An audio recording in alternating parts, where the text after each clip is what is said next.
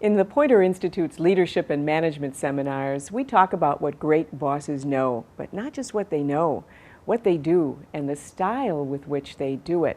And here in seminar rooms like this, we ask participants to tell us about the best boss they ever worked for. We hear some great stories, and they always talk about qualities.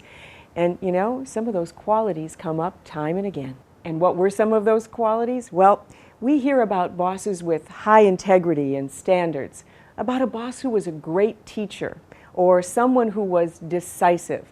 We hear about a boss who was tough when necessary, the boss who knew how to be compassionate when times were tough, and bosses who had a clear vision, not just for the team, but for me as an employee. Well, those are impressive qualities, and who wouldn't want a reputation like that? But you have to have the skills to earn it. And how do you get them? Well, think about how you got into management.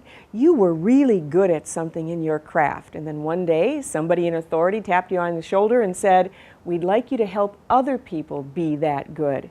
That's when you discover it takes an entirely different set of skills, something for which you may have had no training.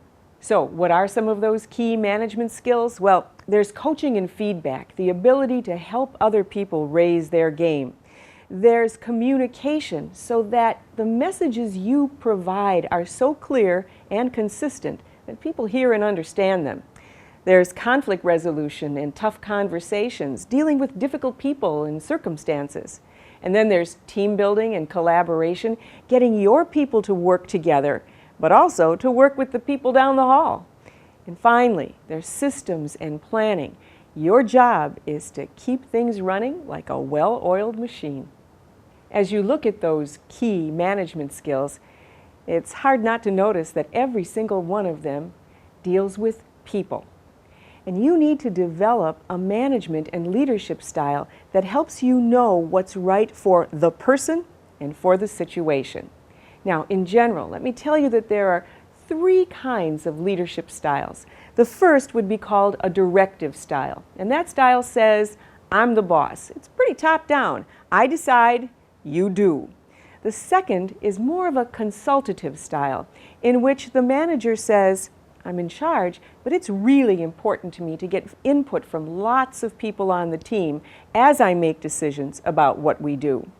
And the third is called the participative style, and that style says, "I'm really interested in people all around me on my team helping make the decisions and carry them forward." The key is knowing which style to use for which situation and which team member. Now here's where it gets a little more challenging. Within those three main styles, there are all kinds of variations.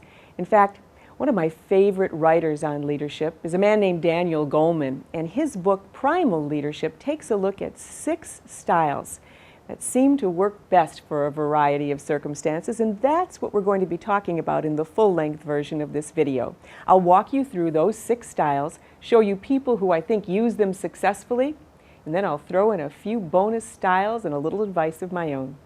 You know, you might think of it as learning to dance, but you need to know the right moves to the right music so it fits. Now, I won't promise that you'll end up on Dancing with the Stars, but you will take a bold leap toward becoming a great boss. So how about dancing on over to Poynter's e-learning site, News University, for the full-length version of What Great Bosses Know About Leadership Styles. I'm Jill Geisler of the Poynter Institute.